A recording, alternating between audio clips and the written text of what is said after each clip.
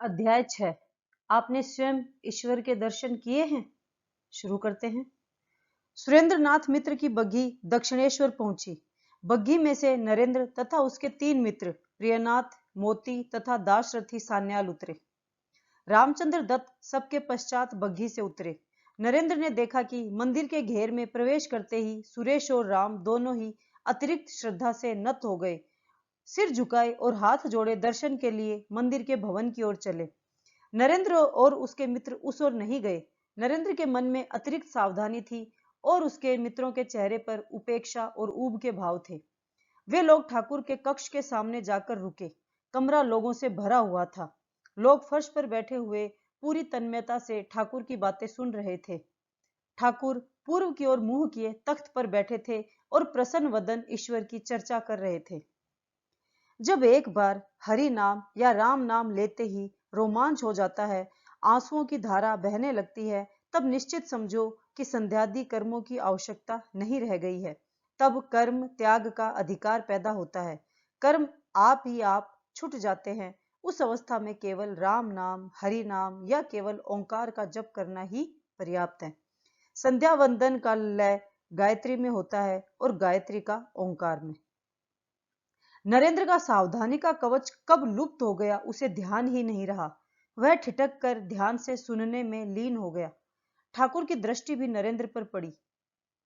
तुम वहां बैठो। नरेंद्र अपने मित्रों के साथ कक्ष में प्रवेश कर चटाई पर बैठ गया। ठाकुर उनका निरीक्षण कर ही रहे थे कि सुरेश बाबू उनके निकट आ गए।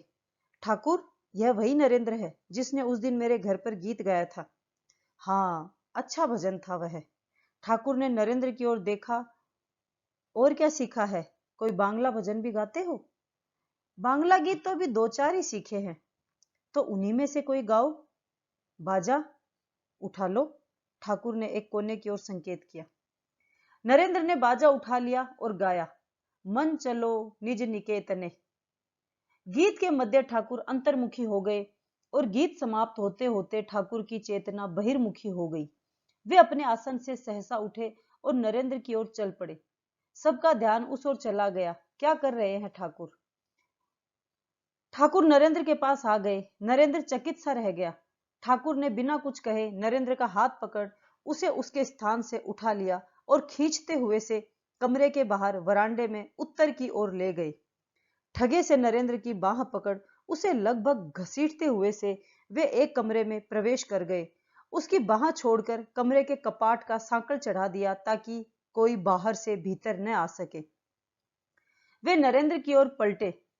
उनकी आंखों से आनंद के अश्रुओं की धारा बहने लगी थी। वे किसी अत्यंत घनिष्ठ व्यक्ति के समान उपालंब भरे स्वर में बोले, तू इतने दिनों पश्चात आया।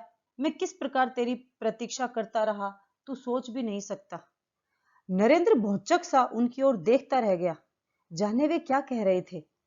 विषयी मनुष्यों की व्यर्थ की बकवाद सुनते सुनते मेरे कान जले जा रहे हैं और अपने मन की बात किसी से न कह सकने के कारण मेरा पेट फूलता जा रहा है, ठाकुर कह रहे थे। अवाक नरेंद्र चकित दृष्टि से उन्हें देखता रहा। ठाकुर जैसे रो ही पड़े और अगले ही क्षण वे नरेंद्र के सम्मुख हाथ जोड़कर खड़े हो गए। मैं जानता हूं प्रभु, आप वही पुरातन ऋषि नर रूपी नारायण हैं। जीवों का इस दुर्गति से उद्धार करने के लिए आपने पुनः संसार में अवतार लिया है। नरेंद्र स्तंभित ही रह गया। जाने ये क्या कह रहे हैं। और सहसा ठाकुर ने कहा, ठहरो, यही मेरी प्रतीक्षा करना, कहीं जाना नहीं। ठाकुर ने कपाट खोले और वेग से बाहर चले गए। नरेंद्र ने चैन की सांस ली। किस पागल खाने में फंस गया वह। उसने विचित्र सी शक्लें बनाई, किंतु न तो बाहर निकलने का कोई प्रयत्न किया और न ही उस विषय में कुछ सोचा। उसका मन विनोदपूर्ण चंचल बालक के समान जैसे अपने आप से बातें कर रहा था। मैं किसके दर्शन करने चला आया? यह तो सर्वथा उन्मत्त व्यक्ति है, पगला। मैं विश्वनाथ दत्त का पुत्र नरेंद्र नाथ दत्त हूं और ये मुझसे इस प्रकार वार्तालाप कर रहे हैं जैसे मैं अभी अभी आकाश से उतरा कोई देवता हूं। ठाकुर लौट आए। उनके हाथों में मक्खन, मिश्री तथा मिठाई थी।